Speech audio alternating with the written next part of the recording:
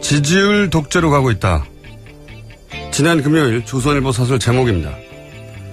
문 대통령은 국민을 앞세운 제왕적 대통령이며 균형 예산이라는 국가 규율을 깨려하고 있다.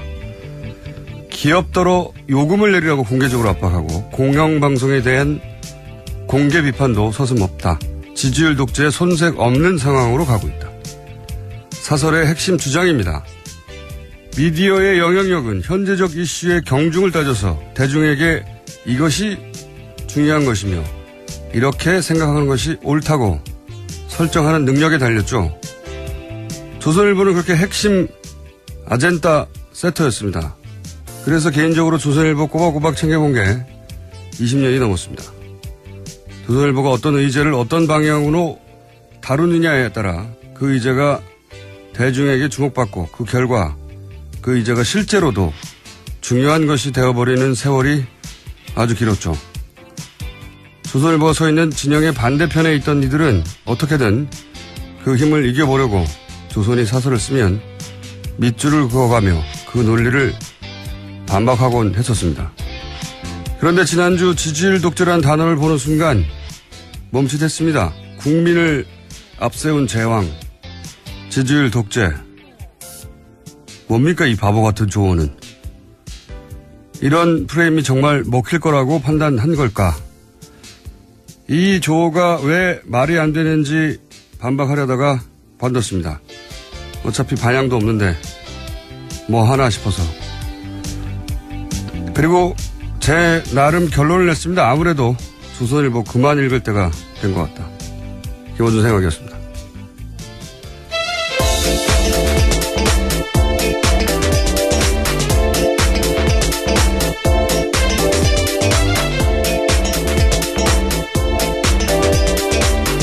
시사인의 김은지입니다. 네.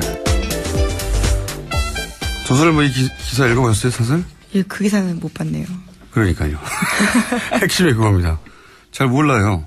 저는 꼬박꼬박 사설 같은 거 읽어보는데, 예. 제가 정치를 처음 알게 된 게 대략 노무현 전 대통령이 50 청문회 때 활약하는 거 보고. 80년대. 그러니까요. 네. 고등학교를 졸업하는 거라고요. 그런데 최근, 그거 잘 모르실 것 같아요. 어릴 때부터 인터넷으로 뉴스를 접하신 20대, 중후반, 이분들은 잘 모르실 것 같은데, 정의신문으로 조선일보 존재감은 대단했었거든요. 그리고 대체로 조선일보가 시비를 걸면 정치권은 행복하거나 최소한 타협하기 마련이었단 말이죠. 그런데 이제 이 지지율 독재 같은 프레임을 가지고 지금의 독자, 지금의 시민, 대중을 설득할 수는 없을 것 같거든요. 제가 보기엔. 예. 어쨌든 아무리 세련되게 포장을 해도 지금 시대 정신, 시대 감각하고 굉장히 동떨어져 있다. 예. 갈라파고스화 되어 간다. 이런 느낌을 저는 그 사설을 읽다가, 예. 물론 지금도 문재인 정부 출범 이후에 거의 하루도 빼지 않고 정부를 비판하고 있는데, 그럴 수 있죠. 예. 정치 입장이 다르면. 그래서 조선일보만 읽으면 우리나라 지금 거의 망하기 직전이거든요. 예. 그건 망해요. 어쨌든 뭔가 끝판왕 느낌이었는데, 예. 흑마술 이런 느낌이었거든요. 이제 더 이상 읽지 않으신다고 하셨으니까요. 네. 예, 이렇게 될 줄은 몰랐습니다. 예. 자, 첫 번째 뉴스는요. 네, 지난주 금요일 이재용 삼성전자 부회장 선고 나왔습니다. 징역 5년이 선고가 됐는데요. 법원은 이번 사건을 정경유착이라고 규정했습니다. 뇌물공여 등 5가지 혐의 대부분 인정했는데요. 정유라 씨 승마를 지원하기 위해서 삼성이 독일로 보낸 75억 원과 동계스포츠 영재센터로 간 16억 원을 뇌물로 판단했습니다. 하지만 삼성이 미르와 K스포츠재단에 출연한 220억 원은 뇌물로 인정하지 않았는데요. 함께 재판을 받은 최지성, 장충기 등 삼성 임원 4명도 유죄 판결 받았습니다. 이렇게 말들이 많죠. 예.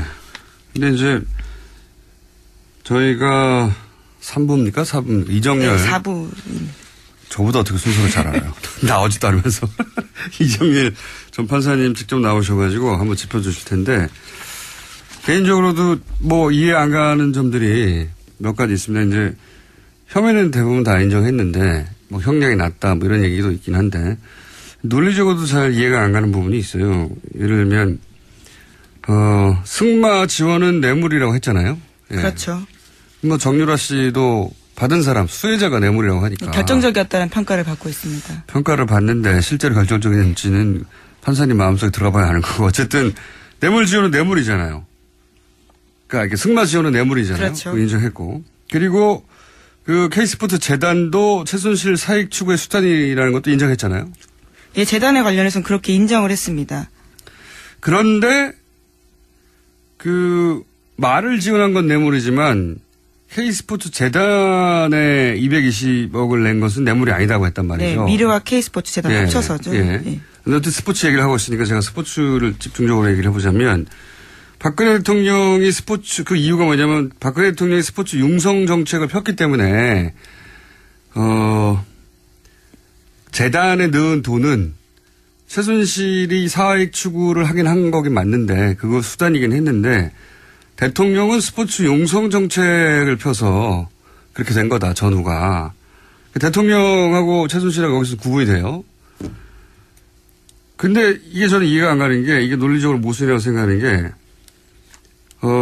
그러면 박근혜 대통령이 이 승마 지원 이외에 따로 안종범 수석이나 또는 뭐 각종 기업을 불러서 따로 챙긴 스포츠가 있느냐? 없어요.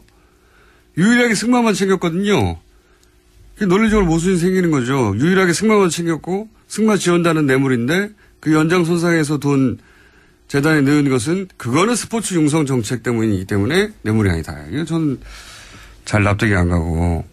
그리고 재단이 최순실의 사익 추구 수단이었는데 그러면 국정원이나 민정이나 사정기관들은 대통령 지시사항으로 만든 재단 아닙니까? 대통령 스포츠 융성을 위해서 가장 중요한 재단인데 기업들이 대규모 몇백억씩 내고 그런데 그 재단이 최순실 사익 추구 수단이 달랑 돼버렸는데 아무도 몰랐어요?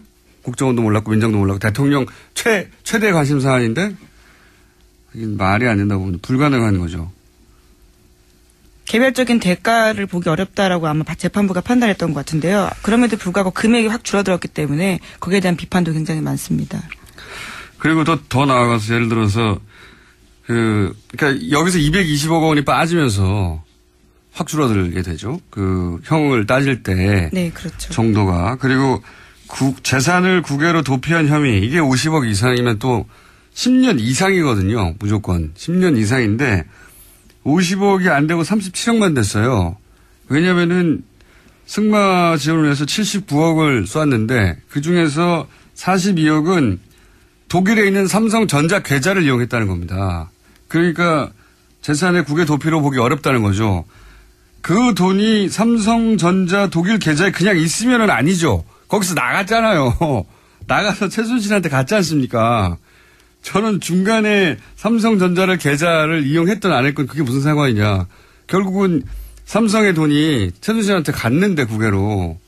아 정말 이것도 잘 이해가 안 갑니다. 이것도 법정 최저형량 줄여주려고 판단한 바가 아니냐라는 의심을 사고 있는 부분입니다. 하여튼 뭐 제가 법조인은 아닌데 몇 가지는 논리적으로 모순이 되거나 이 말이 되는가. 예. 승마 지원은 뇌물인데 K스포츠 재단에 준 돈은 뇌물이 아니다. 왜냐하면 K스포츠 재단은 스포츠 융성 정책에 의한 거기 때문에. 그래서 삼성이 그런 생각을 못했다는 거 아닙니까? 이걸 주면 뇌물이 될 거라는 생각을. 그러면 대통령이 따로 챙긴 스포츠가 있냐 이거죠. 없어요. 없어. 말밖에 안 치겠는데.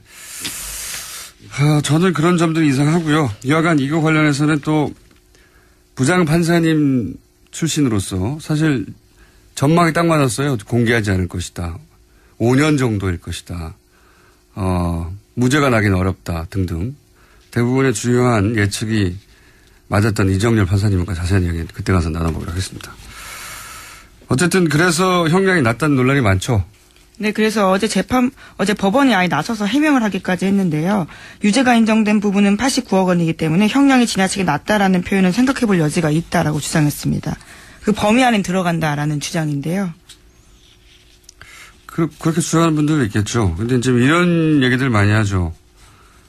예전에 이제 대기업 총수들이 5년 정도 1심에서 받고, 그런 다음에, 3년 이하로 감량해가지고 집행유예로 풀려나는. 네, 주로 2심에서 그렇게. 네, 됐었죠. 2심에서.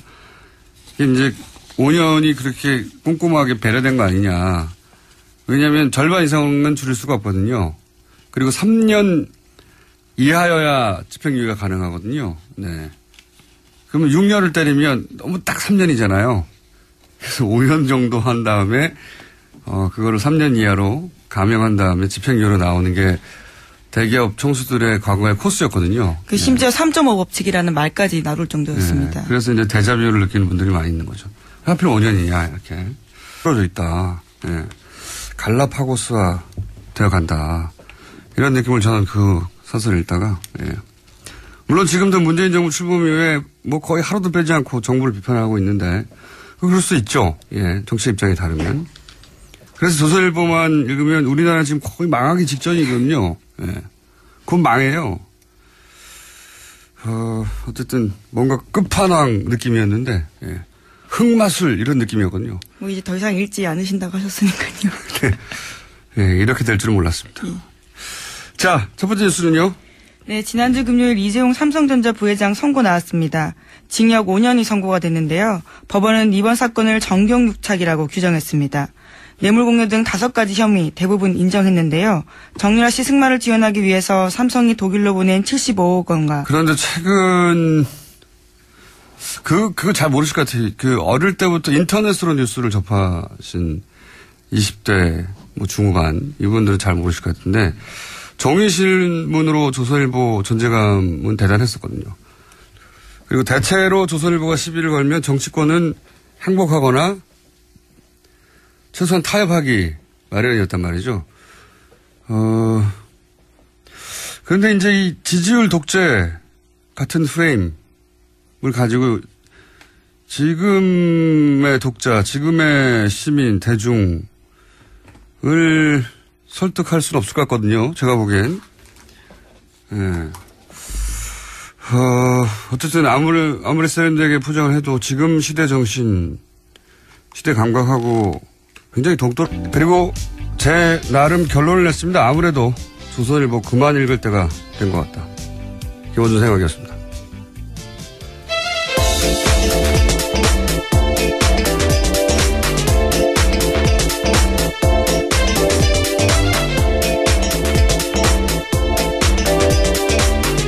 시사인의 김은지입니다. 네. 조선일보 이 기사 읽어보셨어요, 사설? 예, 그 기사는 못 봤네요. 그러니까요. 핵심이 그겁니다. 잘 몰라요. 저는 꼬박꼬박 사설 같은 거 읽어보는데, 예. 제가 정치를 처음 알게 된 게 대략 노무현 전 대통령이 50 청문회 때 활약하는 거 보고. 80년대. 그러니까요. 고등학교를 졸업하는 거라고요. 지지율 독재로 가고 있다. 지난 금요일 조선일보 사설 제목입니다. 문 대통령은 국민을 앞세운 제왕적 대통령이며 균형 예산이라는 국가 규율을 깨려하고 있다. 기업더러 요금을 내리라고 공개적으로 압박하고 공영방송에 대한 공개 비판도 서슴없다. 지지율 독재에 손색 없는 상황으로 가고 있다. 사설의 핵심 주장입니다. 미디어의 영향력은 현재적 이슈의 경중을 따져서 대중에게 이것이 중요한 것이며 이렇게 생각하는 것이 옳다고 설정하는 능력에 달렸죠. 조선일보는 그렇게 핵심 아젠다 세터였습니다. 그래서 개인적으로 조선일보 꼬박꼬박 챙겨본 게 20년이 넘었습니다. 조선일보가 어떤 의제를 어떤 방향으로 다루느냐에 따라 그 의제가 대중에게 주목받고 그 결과 그 의제가 실제로도 중요한 것이 되어버리는 세월이 아주 길었죠. 조선일보가 서 있는 진영의 반대편에 있던 이들은 어떻게든 그 힘을 이겨보려고 조선이 사설을 쓰면 밑줄을 그어가며 그 논리를 반박하곤 했었습니다. 그런데 지난주 지지율 독재라는 단어를 보는 순간 멈칫했습니다. 국민을 앞세운 제왕, 지지율 독재. 뭡니까 이 바보 같은 조언은. 이런 프레임이 정말 먹힐 거라고 판단한 걸까. 이 조가 왜 말이 안 되는지 반박하려다가 관뒀습니다. 어차피 반향도 없는데 뭐 하나 싶어서.